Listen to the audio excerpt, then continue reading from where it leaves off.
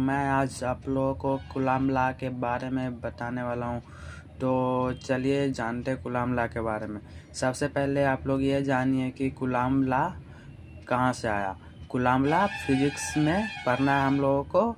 And गुलाम एक scientist का नाम था जिन्होंने ये ला दिया था कि अगर कोई दो चार्ज पार्टिकल्स है तो वो दोनों चार्ज पार्टिकल के बीच में कुछ फोर्स लगता है। वो फोर्स को कैसे फाइंड करेंगे, वो उसका फार्मूला क्या होगा, तो वही दिए थे गुलाम नाम के साइंटिस्ट ने, इसलिए उनका ही नाम पे गुलाम ला रखा। तो देखिए गुलाम साइंटिस्ट का क्या कहना था। इट स्टेट्स दैट, यानी कि गुलाम्स ला है जो स्टेट करता है यानी कि बताता है that force between two charge particles. जैसे कि मान लीजिए दो चार्ज पार्टिकल्स है, ये एक चार्ज पार्टिकल्स है, ये एक चार्ज पार्टिकल्स है। ए नाम रख दिए इसका बी नाम रख दिए।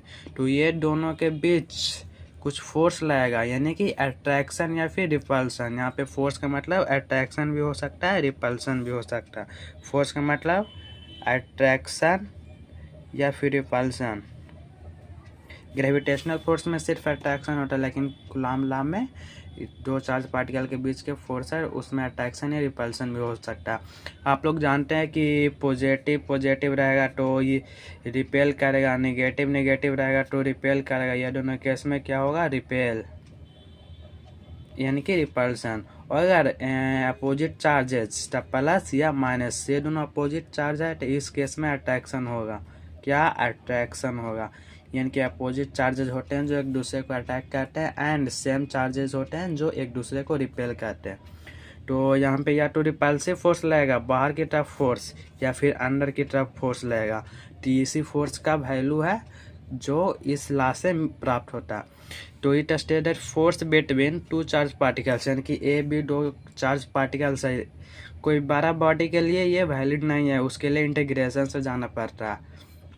यहाँ पे दो चार्ज पार्टिकल्स के लिए है कि उन दोनों का फोर्स लगता है वो दोनों के बीच जो directly proportional to their product, यानी कि इस पर कुछ चार्ज होगा, मान लीजिए क्यू ए, इस पर होगा क्यू बी। कुछ चार्ज तो इस पे होगा, कुछ चार्ज इस पे भी होगा, जैसे कि 5 गुलाम, 10 गुलाम, 8 गुलाम, कुछ तो चार्ज होगा क्यू ए क्यू बी, उसको मान लिए। तो वो दोनों के प्रोडक्ट के डायरेक्टली प्रोपोर्शनल होता है, यानी कि फोर्स हम लिख दिए एफ से फोर्स हो गया Q1 Q2, डायरेक्टली प्रोपोर्शनल का साइन ये है, force directly proportional to Q1 and Q2 and inverse proportional to distance between them, यानी कि इन दोनों के बीच का डिस्टेंस लेट r हो गया तो इसके इनवर्सली प्रोपोर्शनल, यानी कि r square. Inverse distance between them, inverse two square of distance between them, यानी कि इन दोनों के बीच का डिस्टेंस का स्क्वायर है। डिस्टेंस हो गया r, इसका स्क्वायर, r स्क्वायर के इनवर्सली प्रोपोर्शनल होता है फोर्स। तो ये नीचे चल गया। जब यहाँ पे प्रोपोर्शनल का साइन आता है तो आप लोग जानते हैं फिजिक्स में प्रोपोर्शनल का साइन आता है तो कोई कांस्टेंट आता है, कांस्टेंट इनटू Q1 Q2 जैसे है वैसे लिख दिए, r स्क्वायर हो गया। एंड जब कांस्टेंट आता है तो यहाँ पे आता है इसका वैल्यू k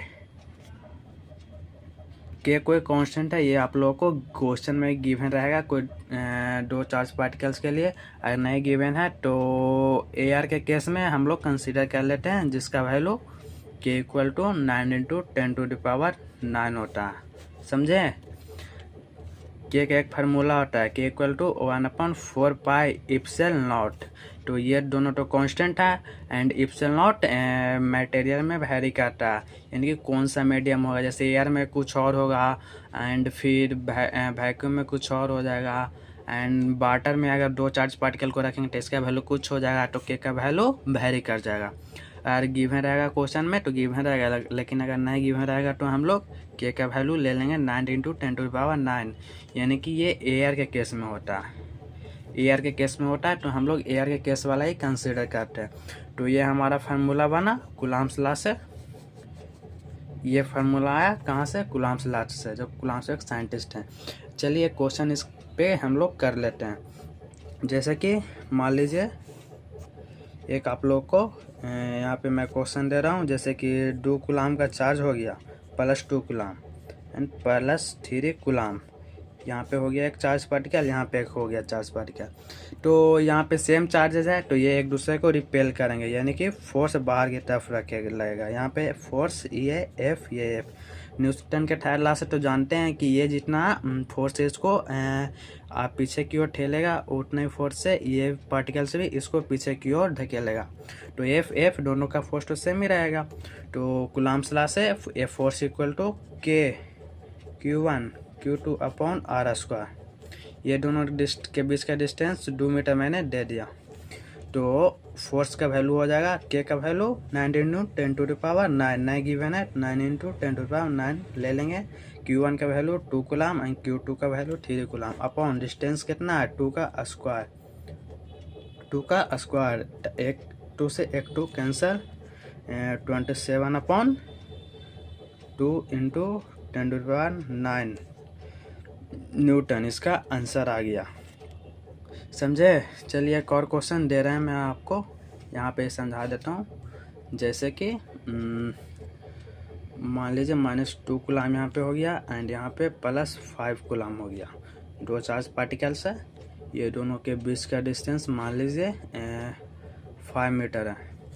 तो आप लोग को फोर्स फाइंड करने को कहेगा। तो फोर्स का फार्मूला कूलम्ब्स चार्ज आपको दे गया, वहाँ पे कूलम्ब्स आप लगाइए। चार्ज दिख गया एंड फोर्स निकालना है, मेरे को मालूम है ये कूलम्ब्स ला के फार्मूला में आता है। तो यहाँ पे कूलम्ब्स लगा देंगे तो यहाँ पे हो जाएगा फोर्स इक्वल टू के Q1 Q2 upon are square. तो यहाँ पे अपोजिट चार्जेस है, माइनस है प्लस है, तो फोर्स इधर की तरफ लगेगा, यहाँ पे फोर्स इधर की तरफ लगेगा। समझे?